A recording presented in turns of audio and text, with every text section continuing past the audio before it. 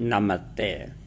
Old is gold में आपका स्वागत। स्वास्थ्य संबंधी चर्चा में आज आपको मैं आयुर्वेद का एक बहुत उसको फल भी कह सकते हैं और कंद तो है ही है। कंद आलू जैसा होता है और छोटे पौधों पे लगता है, जिसका नाम है आयुर्वेद में वाराही कंद। तो ऐसे अपने आलू जैसे उसके यूं फल होते हैं, तो पत्ते भी काम आते हैं, जहाँ ये उत्तराखंड में और में खूब पैदा होता है। और वराई कंद बाजीकरण दवाओं में और शुक्रवर्धक दवाओं में बहुत काम आता है। इसके अलावा ये हार्ट के लिए बहुत ही गुणकारक है। ये वृश्य है, बलकारक है, शुक्रवर्धक है, यानी कि धातु शुक्राणुओं की वृद्धि करने वाला है। ये हृद है, यानी कि हार्ट की रक्षा करने वाला है। ये दीपन है, यानी कि हर चीज़ को खाते हैं उसका दीपन पाचन। इसको अधिक मात्रा में लेने से थोड़ा पित्तवर्धक होता है, आयुवर्धक होता है, ये उम्र को बढ़ाता है। और वातज गुल्म यानी कि वात व्याधि को दूर करता है।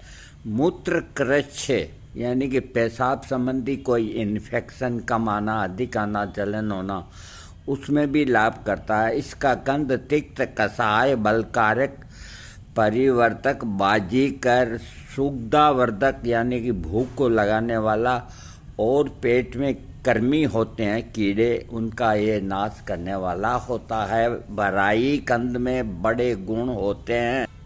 वराई कंद को अंग्रेजी के अंदर इसका नाम है पोटैटो याम, क्योंकि पोटैटो कहते हैं आलू, आलू जैसा इसका वो होता है कंद, पोटैटो याम इसको कहते हैं। और ये जो डाइस्कोरिया दवाई है उसके कुल से हैं। डाइस्कोरिया बल्बीफेरा इसका नाम है, और होम्योपैथिक में डाइस्कोरिया जो दवाई बनी है वो पेट दर्द की औरों की बहुत बेहतरीन दवा है। संस्कृत में इसको वाराहवदना, ग्रस्टिक, वाराही कंद, हिंदी में बाराही कंद, और उड़िया में पीताल, गुजराती में सोरिया, और तमिल में कद्दूवल्ली लंगू, और तेलगी में चेडू पोडडुम्पो, बंगाली में, पंजाबी में जमीन खंद, और मराठी में गठालू, मलयालम में चेडू पाडुम्पा,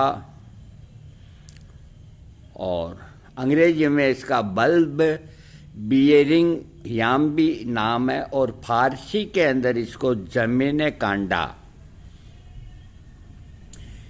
ये सुंदर लता भारत के हिमालय क्षेत्रों में लगभग 1850 मीटर की ऊंचाई पर वर्षा ऋतु में सड़क के किनारे वृक्षों पर फैली हुई पाई जाती है। इसके कंद में छोटे छोटे रेशे रहते हैं जो दिखने में सूअर के बालों जैसे दिखते हैं।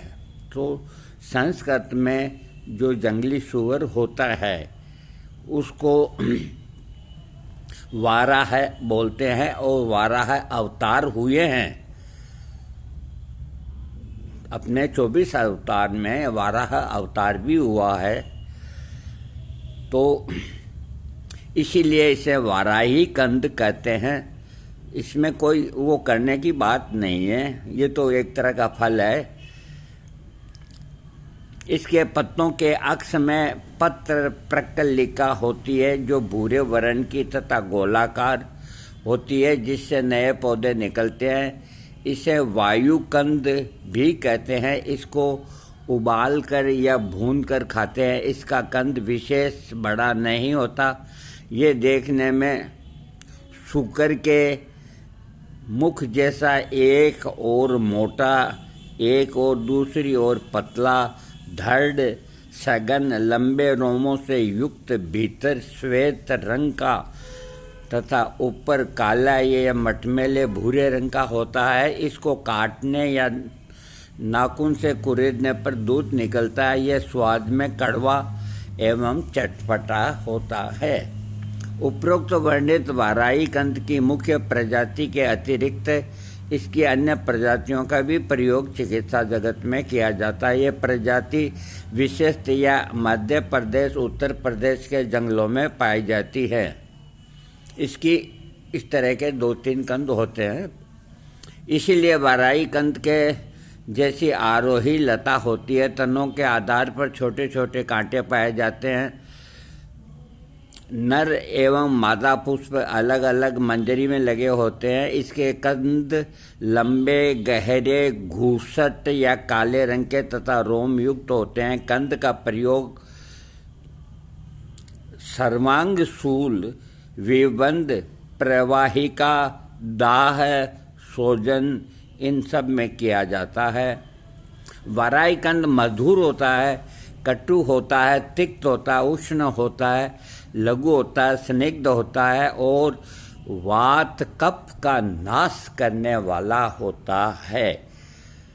वात कफ का नाश करने वाला जो भी कोई होता है वनस्पति या कंद फल, वो थोड़ा पित्त को उत्तेजित करता है। ये थोड़ा ध्यान में रखना चाहिए। वाराई रसायन है। वाराई कंद और स्वरवर्धक है, आपके आवाज़ को साफ करता है। वृश्य है, बलकारक है, वर्ण्य है, शुक्रवर्धक है, हृदय दीपन, पित्तवर्धक, आयुवर्धक, मधुमेह, कुष्ठ, कृमि, विष, वातज, गुल्म और पेशाब संबंधी कई रोगों को ये ठीक करता है। इसका कंद तिक्त, कसाय, बलकारक, परिवर्तक, बाजीकर, सुगंधावर्धक और कमरीगन होता है। यह अजीर्ण, बवासीर, प्रवाहिका, फिरंग, श्वास कष्ट, पित्त विकृति और अर्बुद यानी कि फोड़े और मूत्र खर्च यानी कि पेशाब संबंधी तकलीफ़ें, ये मूत्रल एवं शोधर है। ये पेशाब को खुल के लाता है, तो शरीर में कहीं सोजन है तो वो खत्म हो जाती है। अब इसकी औषधीय प्रयोग मात्रा, वाराई कंद का क्वाथ बनाकर 15 से 30 ml काढ़े के रूप में ले सकते हैं, या 1 ग्राम मूलेठी का चूर्ण डाल करके 5 ग्राम मिश्री डाल करके, और इसको लेने से पाचन शक्ति बढ़ती है। बवासीर के अंदर 1 से 2 ग्राम वाराई कंद का चूर्ण को भूनकर उसमें घी और मिश्री मिलाकर लेने से बवासीर खत्म होता है।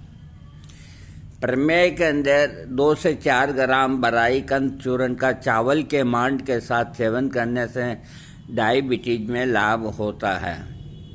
नासूर, बहेड़ा, आम की गुठली, बड़की जटा, निर्गुंडी के बीज, शंखिनी के बीज तथा वाराई कंद चूर्ण को तेल में मिलाकर लेप करने से नाड़ी बन यानी कि नासूर का शोधन तथा रोपण होता है।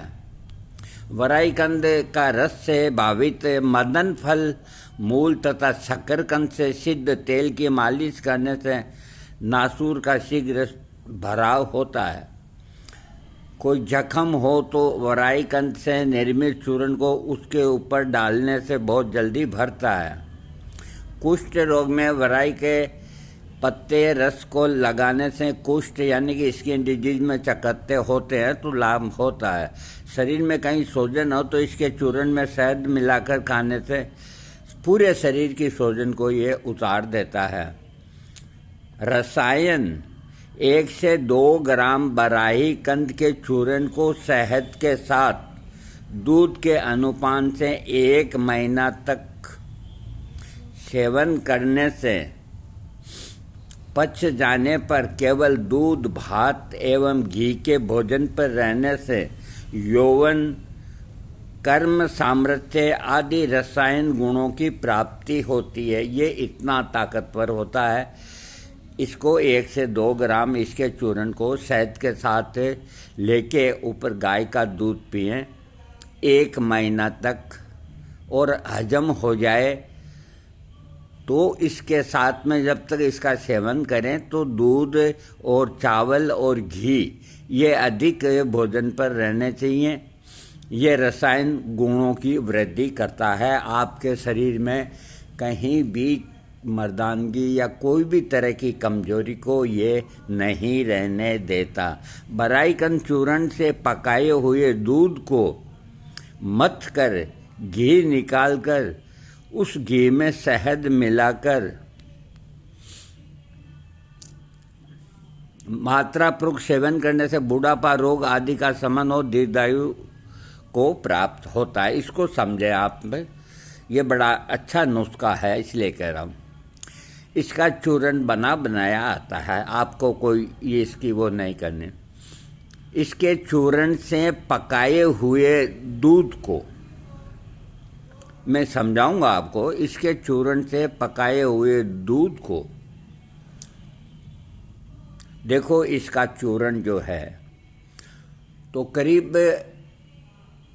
2-2.5 किलो गाय का दूध लेवें, 2-2.5 किलो गाय का दूध और 250 ग्राम इसका चूर्ण उसमें डाल दें और गरम करते रहें। बहुत तेज़ आग नहीं, मंद अग्नि पे गरम करें और हिलाते रहें। जब उसका रंग है जो करीब करीब चेंज हो जाता है और ये इसका पाउडर अंदर है जो जलने सा लगता है, तो फिर आप इसको छान लें।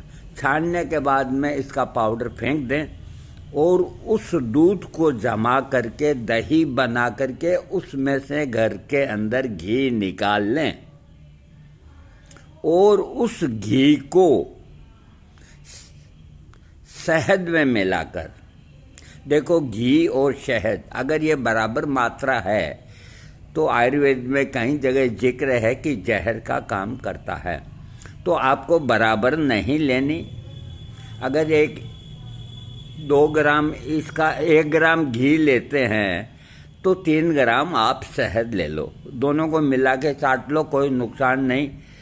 ये अगर प्रयोग जो आदमी करता है उसको देखो भाई, पथ्य परहेज तो रखना ही होगा, ये मैं पहले बोल देता हूँ वरना तकलीफ हो जाएगी। बाकी ये जो लिखी है इस विधि से अगर परहेज का क्या, मैं कुछ परहेज नहीं। ये इमली की खटाई और ये कचौड़ी पकौड़ी ये फालतू की चीज़ें नहीं खानी, मांस नहीं खाना, दारू नहीं पीनी, साग रोटी खाओ, वही परहेज हो गया। तो ये शरीर में इतने ताकत भर देगा जिसकी कोई मिसाल नहीं। इसका घी बनाना कोई मुश्किल काम नहीं। और एक चीज़ मैं बता देता हूँ, यहाँ पर बात आती है तभी बात को कहने का मज़ा आता है। तुम रूठी रहो मैं मनाता रहूं कि मज़ा जीने का और भी आता है, मज़ा जीने का और भी आता है। कुछ शिकवा भी हो कुछ शिकायत भी हो तो मज़ा जीने का और भी आता है। देखो आपको गाना भी सुनाया है और आपको मैं अब अपना अनुभव इसका देता हूँ। ये प्रसंग आ गया है घी और शहद। हमारे एक मित्र थे, वो उनको टीबी थी यूँ मान लो, और बिल्कुल दुबले पतले थे और डायबिटीज भी थी, उसके अलावा कमज़ोर थे। तो देखो उनका परिवार अभी यहीं है, इसलिए हम नाम तो नहीं करेंगे, कोई पूछेगा तो हम बता देंगे। तो मैंने विचार किया, मैंने कहा इसको और कोई दवाई काम नहीं कर रही है, दिन दिन ये क्रश होता जा रहा, पतला होता जा रहा है, तो ये घी शहद का इसको सेवन कराएं। तो हम हमारे गुरु के पास गए, हमने कहा ऐसी बात है, बिना आपकी इजाज़त के हम ये रिस्क नहीं ले सकते। तो उन्होंने फिर तरीका बताया कि इस तरीके से आप इसको सेवन कराओ, लाभ मिलेगा। अब कितना मिलता है वो ऊपर वाले पे छोड़ दो, बाकी और इसको कोई आंच नहीं आएगी। तो हमने बराबर मात्रा में थोड़ा सा शायद कोई छत्ता था कहीं आसपास, तुड़वा करके करीब 10-12 ग्राम 15 ग्राम मान लो, और क्या, इतना सा शहद और उतना ही वजन का, बिल्कुल जो सुनार का कांटा होता है ना उस पर वजन करा के गाय का घी और असली शहद, असली गाय का घी, तो दोनों मिला के यूँ मान के चलो 10-10 ग्राम हो गए तो 20 ग्राम हो गए, तो कांच की शीशी के अंदर भर दें और अच्छी डोट लगा के रख दें। अब इसको लेने का तरीका, वहाँ एक माचिस रख दें आप। माचिस रखने के बाद में माचिस की एक तिल्ली निकलाएं, एक तिल्ली निकाल के, और वो शीशी है उसके अंदर फास्फोरस वाला हिस्सा नहीं, ऊपर वाला, नीचे वाला माचिस का वो डंडी, वो उसके अंदर डूब जाए। ऐसे इतनी सी शीशी हो लंबी, उसमें वो माचिस की तिल्ली डूब जाए। फास्फोरस वाला वो जलाते हैं ना, वो नहीं, उसको तो यूँ पकड़ लें, और वो उसमें शहद के अंदर लग जाए तो उसको यूँ निकाल के, ऐसे जीभ को निकाल के ऐसे लकीर बना ले, बस दिन में एक बार। इस तरह उस माचिस में 60 तिल्ली होती है, 50 तिल्ली होती है, तो ये कोर्स लगभग उतना ही होगा। तो हमने इस तरह से उसको समझा बुझा के, अरे इसमें कोई ऐसी कोई खास बात नहीं समझने के लिए, बस ये है कि वो जो जलने वाला फास्फोरस है वो साइड नहीं है, माचिस की तिल्ली का लेना ज़रूरी है, क्योंकि और कोई ऐसी चीज़ नहीं कि उसका सही नाम बैठे। या फिर आप नीम के पत्तों का कोई मोटा डंठल हो तो उस डंठल को उसमें डाल के और डुबो करके और जीभ के ऊपर लकीर बना दें। ये 30 से 40 दिन का कोर्स है, एक टाइम कर सकते हैं। इसके अंदर कोई नुकसान नहीं होगा। अगर सही शहद है, सही घी है और सही मात्रा है तो कोई हानि नहीं, लेकिन फिर भी नुस्खा है। आपको या तो मुझसे पूछें या अपने कोई वैद्य से पूछें। ये शरीर के तमाम रोगों को ठीक करता है, तो हमने उस बंदे को दिया। अब क्या करें क्या नहीं करें, थोड़ी आदत से वो लाचार था, लाभ भी हुआ, लेकिन बड़े दुख के साथ है कि 1-2 साल बाद वो अंतर्याम हो गया, क्योंकि शराब भी पीने का शौक था और था। कई कारण ऐसे हो जाते हैं, कोई बात नहीं। लेकिन ये प्रयोग मैंने आपको, जब बराईकंद के अंदर ये आया है तो इसमें मत करके घी आप निकाल लेंगे ना, तो उस घी में अगर शहद मिला के बराबर मात्रा में, ये इनका लिखने का यही है, तो ये लिखते हैं कि बुढ़ापा रोग खत्म होता है और लंबी आयु का आदमी लाभ उठाता है, इतना ताकतवर है। अब हम तो क्या करें, ज़्यादा हमें जीना नहीं है, हम तो भगवान को ये कहते हैं कि हमें बुला लो भाई, हो गए 80 साल करीब, वो क्या करें।